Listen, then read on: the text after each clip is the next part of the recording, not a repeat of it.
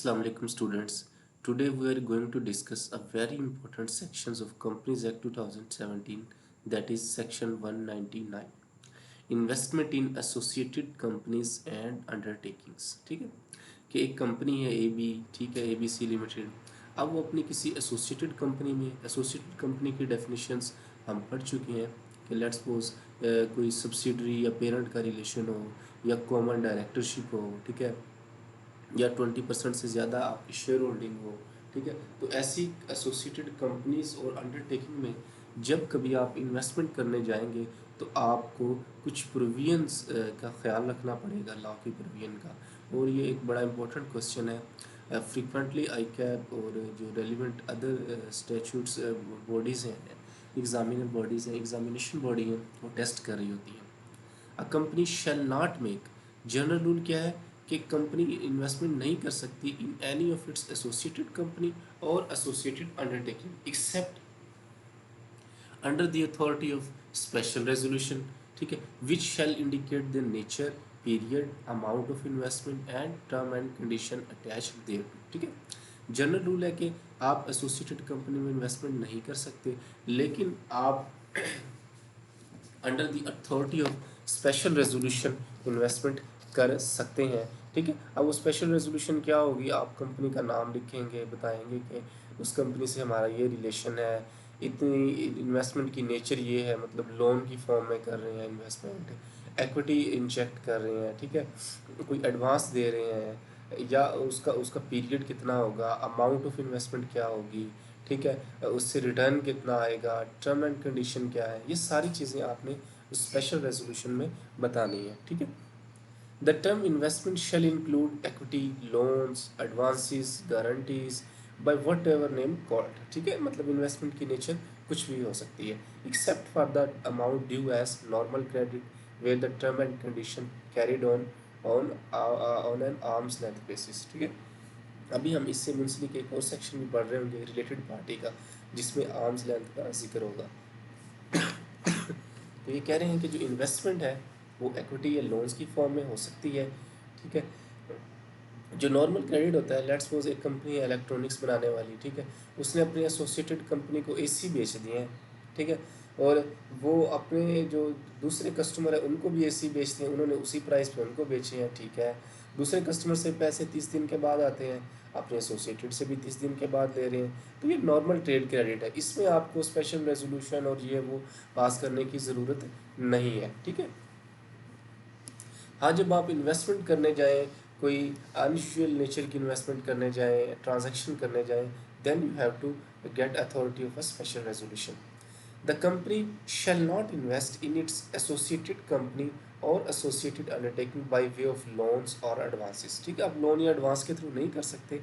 ठीक है, लेकिन उसकी कुछ एक्सेप्शंस हैं, accept in accordance with the agreement, या पहले एग्रीमेंट करें, उसमें टर्म्स एंड कंडीशन लिखें, नेचर स्पेसिफाई करें, रेट ऑफ रिटर्न लिखें, फ़ी और कमीशन लिखें, रीपेमेंट स्केड्यूल बनाएं, मतलब जिस तरह एक बैंक का चल रहा होता है काम, उसी तरीके से आप लेके चलें, तो आप इसमें इन्वेस्टमेंट जो है ना लोन या एडवांसेस के थ्रू कर सकते हैं।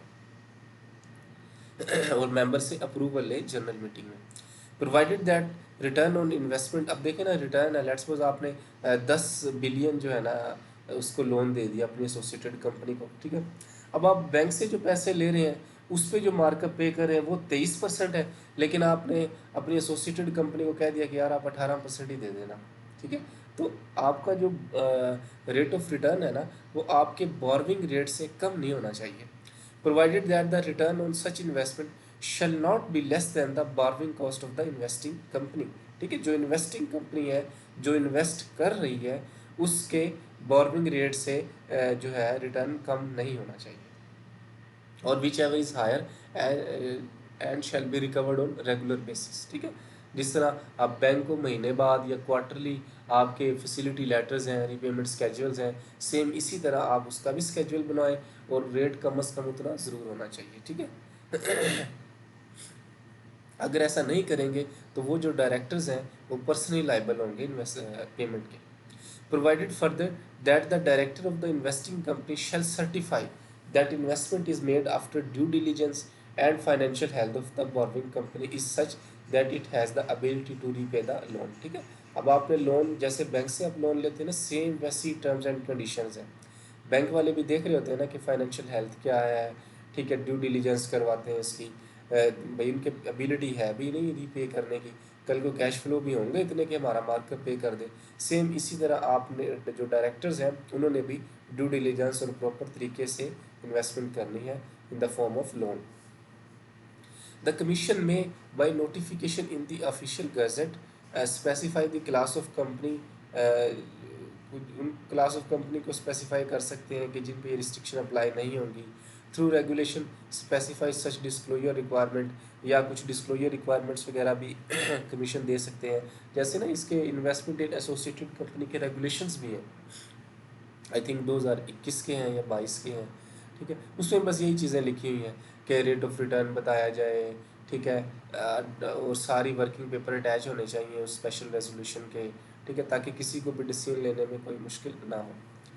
उसके बाद आपने एक दफ़ा इन्वेस्टमेंट कर दी, अब आपका दिल कर रहा है कि यार मज़ीद थोड़ी इन्वेस्टमेंट कर दी जाए, तो आपने जो भी उसमें चेंज करना है ना, an increase in the amount और any change in the nature of investment or the term and condition shall be only made under the authority of special resolution। मतलब आपने एक दफ़ा 1 लाख रुपए की इन्वेस्टमेंट की, वो स्पेशल रेजोल्यूशन से कर ली, अब आपने कहा कि यार बस मैंने एक दफ़ा ले ली है, अब मैं 10 लाख की और करने जा रहा हूँ, स्पेशल रेजोल्यूशन की ज़रूरत नहीं है क्योंकि वो तो मैंने पहले ही ले ली थी। नहीं, आपने जब भी अमाउंट को इंक्रीज़ करना है या कंडीशंस को चेंज करना है तो आपने स्पेशल रेजोल्यूशन का सहारा लेना है। मतलब आपने पहले रेट 21% रखा हुआ था, आजकल मार्केट में 12% रेट हो गया, 11% हो गया, तो आप जो है अपने रेट को भी 11-12% कर दें, लेकिन under the authority of special resolution.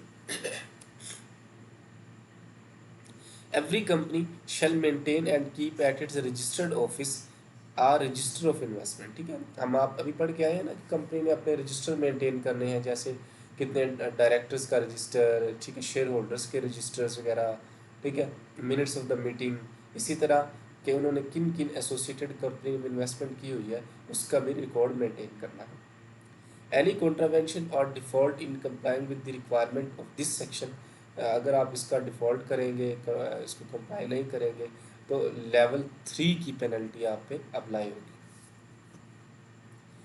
उसके बाद G investment of a company to be held its own name, आपने इन्वेस्टमेंट की कंपनी में, ठीक है, वो बेशक आपकी एसोसिएटेड कंपनी है नहीं है, एसोसिएटेड कंपनी है तो ऊपर वाली प्रोविजंस अप्लाई होंगी, और अगर एसोसिएटेड कंपनी नहीं है तो ये सेक्शन भी अप्लाई हो रहा होगा। ठीक है, मतलब आपने अपनी इन्वेस्टमेंट कंपनी ने अपने नाम पे रखनी है। देखिए ना, ABC लिमिटेड है तो आपने इन्वेस्टमेंट लिखनी है ABC लिमिटेड के नाम पे होनी चाहिए, क्योंकि आर्टिफिशियल पर्सन है, एंटर हो सकता है कॉन्ट्रैक्ट में, हर चीज़ अपने नाम पे रख सकते हैं, तो उसी तरह आपने करना, ये नहीं कि किसी डायरेक्टर के नाम पे इन्वेस्टमेंट आ रही हो। Provided that the company may hold any share in its subsidiary company in the name of any nominee of the company if it is necessary to do so. ठीक है, अगर कोई सब्सिडरी कंपनी है तो law आपको इजाज़त देता है कि आप थोड़े बहुत शेयर जो है किसी और के नाम पे, नॉमिनी के नाम पे भी कर सकते हैं। ठीक है, अक्सर होता है ना कि जो सब्सिडरी कंपनी थी, लेट्स सपोज वो भी आपकी पब्लिक लिमिटेड कंपनी, आपको पता है कि उसमें मिनिमम नंबर ऑफ मेंबर जो 7 मेरे ख्याल में 3 है पब्लिक लिमिटेड के लिए, अनलिस्टेड के लिए, और 7 जो है दूसरी के लिए। तो मेंबर्स की लिमिट पूरी नहीं हो रही थी, तो आपने अपने किसी एक डायरेक्टर को अपॉइंट कर दिया मेंबर, और उसके नाम पे कुछ शेयर रखवा दिए। ठीक है, where the company has a right to appoint or get elected any person as a director of any other company and a nominee of the company in exercise of such right has been so appointed or elected. The share in such other company of an amount not exceeding the nominal value of the qualification share which are required to be held by director may be registered or held by such company jointly in its own name and in the name of such person or nominee। ठीक है, ये वो एक ऊपर वाली बात की continuity है कि इन्वेस्टमेंट आपने की हुई है, पैसे आपने लगाए हुए हैं, लेकिन आपने नॉमिनी डायरेक्टर जो अपॉइंट किया है उसको एक आधा शेयर दे दिया है, ठीक है, थोड़े से शेयर दे दिए हैं, तो वो आप दे सकते हैं, और आप उसको मतलब उसके नाम पे भी कर सकते हैं, या आप जॉइंटली भी ओन कर सकते हैं। मतलब रजिस्टर में 2 नाम आ रहे होंगे कि ABC लिमिटेड भी इन शेयर का ओनर है, jointly held by ABC limited and mister A. ठीक है, Nothing in this section shall be deemed to prevent a company from depositing with or transferring to or holding or registering in the name of Central Depository Company any share। ठीक है, आपको पता है कि आजकल जितने भी शेयर्स हैं वो बुक एंट्री फॉर्म में है, वो सीडीसी के पास रखे हुए हैं। ठीक है, तो जब सीडीसी को आप शेयर ट्रांसफ़र कर रहे हैं तो इसका मतलब ये नहीं है कि आप उनको सेल कर रहे हैं ये वो, तो वो उसकी एक्सेप्शंस में है। Where in pursuance of this proviso or provision of subsection 2 or 3 any share or security in which the investment have been made by a company or not held by its own name, the company enter in a register made by it for the purpose। ठीक है, जिस तरह company ने associated company में investment किया, अपना register maintain किया, इसी तरह जहाँ जहाँ भी इन्वेस्टमेंट की हुई है रजिस्टर मेंटेन करना है। और किसी जगह पे अगर इन्वेस्टमेंट की हुई है लेकिन अपने नाम पे नहीं है तो उसका भी रिकॉर्ड मेंटेन करना है, उसकी रीज़न लिखनी है आगे। The register maintained under subsection 4 shall be open to inspection of member without charge. ठीक है, ड्यूरिंग बिजनेस आवर में मेंबर रिक्वेस्ट करके उसको इंस्पेक्ट भी कर सकते हैं बगैर किसी फ़ी के। ठीक है, और एक दिन में 2 घंटे अलाउ होंगे। ये भी नहीं है कि मेंबर्स जब चाहें अपनी मर्ज़ी से आए और कहें कि रजिस्टर दिखा दें, नहीं, कंपनी ने कोई टाइम रखा होगा कि लेट्स सपोज 9 से 11 तक इस तरह की जो एक्टिविटी है वो करवाई जा सकती है, ये वो इस तरह से। ठीक है, any member may require a certified copy of register or any part thereof on payment of such fee as may be fixed by the company। एक मेंबर है, उससे खुद इंस्पेक्ट करके तसल्ली नहीं हुई, उसने कहा कि यार मुझे इसकी कॉपी भी चाहिए। ठीक है भाई, कॉपी ले लें, आप पैसे दें और कॉपी ले लें। The certified copies requested under this section shall be issued within a period of 7 days। A member seeking to exercise either of the right conferred by section 5(6) must make a request to the effect। ठीक है, मतलब पहले वो request कर रहा होगा, फिर उसको इंस्पेक्शन करवाई जाएगी। If a company contravene the provision of subsection 1, the company shall be punishable with fine। अगर वो मतलब सेक्शन सबसेक्शन 1 जो है ये वाला, इसकी मतलब अपने नाम पे शेयर रजिस्टर नहीं करवाती तो उस पर लेवल 1 की जो है वो फ़ाइन जो है 50 लाख तक का फ़ाइन हो सकता है, इम्प्रिजनमेंट हो सकती है। ठीक है, तो इस तरह से भी इसको चल सकता है। एनी कॉन्ट्रावेंशन और डिफ़ॉल्ट जो है वो लेवल 1 की पेनल्टी इस पर अप्लाई होगी अगर आप रजिस्टर वगैरह ये मेंटेन नहीं करेंगे, या किसी ने आपको रिक्वेस्ट की कि मुझे इंस्पेक्ट करवा दें, आप उसको नहीं दे रहे, तो आप पे ये अप्लाई हो सकती है। ठीक है जी, ओके जी, ये सेक्शन था कि इन्वेस्टमेंट इन एसोसिएटेड कंपनी कैसे होगी, स्पेशल रेजोल्यूशन के थ्रू होगी, क्या क्या चीज़ें आपने डिस्क्लोज़ करनी है, उसके बाद उसका रिकॉर्ड क्या क्या मेंटेन करना है। ठीक है, तो ये अक्सर व बेशतर जो है ना वो टेस्ट हो रहे होते हैं कि जो कंपनी ने इन्वेस्टमेंट की है वो उसके नाम पे है, क्या सर्कमस्टांसेस हैं कि वो किसी इन्वेस्टमेंट कंपनी ने की है लेकिन किसी और के नाम पे हो सकते हैं। तो उसमें केस में यही है कि अगर आपने कोई नॉमिनी डायरेक्टर अपॉइंट किया है तो आप उसको भी शेयर, अपने शेयर उसके नाम पे कर सकते हैं। ठीक है, या आपकी कोई सब्सिडरी कंपनी थी, उसमें नंबर ऑफ़ मेंबर्स कम हो गए और इतने कम हो गए कि ला के रिक्वायरमेंट से भी कम हो गए, तो आपने एक और बंदा अपॉइंट किया और उसको थोड़े से शेयर ट्रांसफ़र कर दिए ताकि मिनिमम नंबर ऑफ़ मेंबर्स पूरे हो जाए, जो स्टैट्यूटरी लिमिट थी उसको पूरा करने के लिए। होपफुली आपको समझ आई होंगी।